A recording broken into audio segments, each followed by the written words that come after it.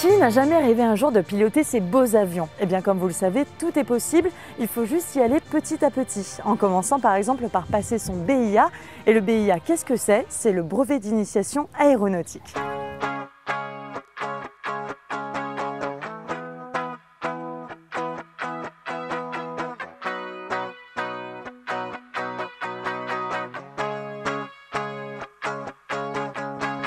Et le brevet d'initiation aéronautique, c'est un diplôme reconnu par la Fédération française aéronautique, ce qui n'est pas rien.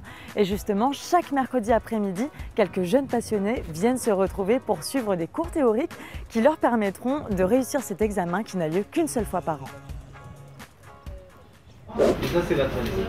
Et c'est Xavier Chambaud de l'association calédonienne de vol à voile qui s'occupe de ses élèves. Mais une question, à quoi ça sert le BIA?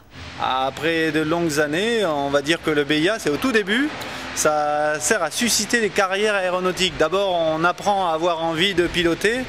Une fois qu'on a passé le stade du BIA, je pense que le reste, c'est la passion qui va prendre le dessus. Le BIA sert juste à présenter les choses et à essayer d'être sûr de ce qu'on veut. La suite logique, après le BIA, il y a deux suites logiques possibles. Dans le cadre où un élève a suffisamment de moyens, il passe directement à l'avion. Ou autrement, il vient chez nous, au planeur, et il commence d'abord par le planeur. C'est l'essence même du vol qui permet d'avoir des bases un peu plus solides dans le pilotage. Mais avant de passer aux travaux pratiques, il est nécessaire de réussir l'examen du BIA.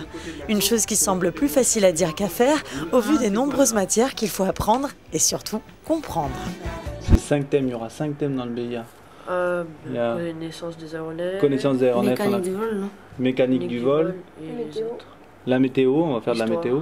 Histoire de l'aviation. Et radio. Et navigation et sécurité des vols. Mais c'est presque le bac ça. Bon alors, et le planeur dans tout ça, ce sera quand que vous allez monter dans un planeur? L'apprentissage du pilotage du planeur, c'est la suite logique au BIA. Vous verrez qu'au planeur, il y a beaucoup de jeunes qui ont passé le BIA l'année dernière, qui apprennent cette année, et d'autres qui ont passé le BIA l'année d'avant, qui sont déjà pilotes, de jeunes pilotes qui ont commencé comme eux. Les cours pratiques se passent les week-ends, et des fois les jeudis, et tous les week-ends et tous les jeudis. Bon, donc on se donne rendez-vous dès samedi prochain en fait. D'accord.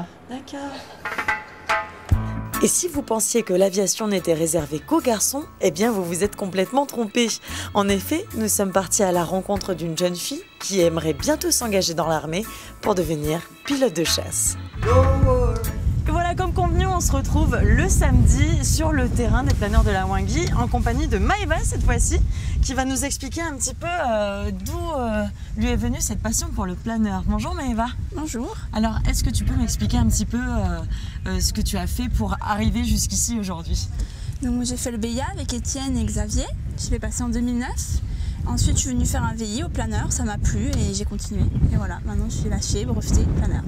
Alors maintenant tu pilotes toute seule en fait? Ça y est, je suis lâchée, oui. Et qu'est-ce que ça t'a fait la première fois que tu as piloté toute seule?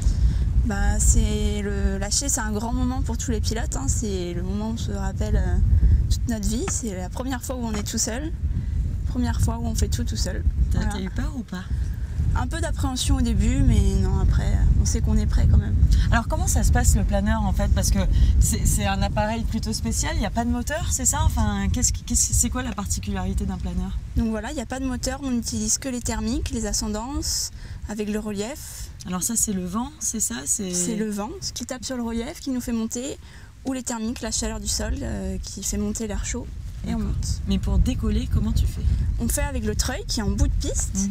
Et il y a un long câble qui nous tire et on monte. D'accord. Et pour l'atterrissage, comment ça se passe? L'atterrissage, c'est un atterrissage normal, il faut juste être bien précis puisqu'il n'y a pas de remise de gaz. Mais pareil, point d'aboutissement, arrondi, et on se pose tout doucement. Et la Nouvelle-Calédonie, vue du ciel, c'est comment? C'est vraiment beau, avec le lagon, les reliefs, vraiment très beau. Et pendant que nous laissions Maëva prendre le temps de s'installer pour décoller, j'ai voulu à mon tour monter dans un planeur. Bizarrement, je n'avais pas du tout la même classe qu'elle. Manque de souplesse peut-être? Bon, et bien voilà, si vous aussi vous êtes assez passionné par les avions pour pouvoir suivre des cours et puis passer le BIA, eh bien vous pourrez peut-être un jour piloter vous-même soit un planeur, soit même un avion, qui sait. En tout cas, je vous donne rendez-vous dès la semaine prochaine, à la même heure, sur la même chaîne et avec le même peps, bien sûr.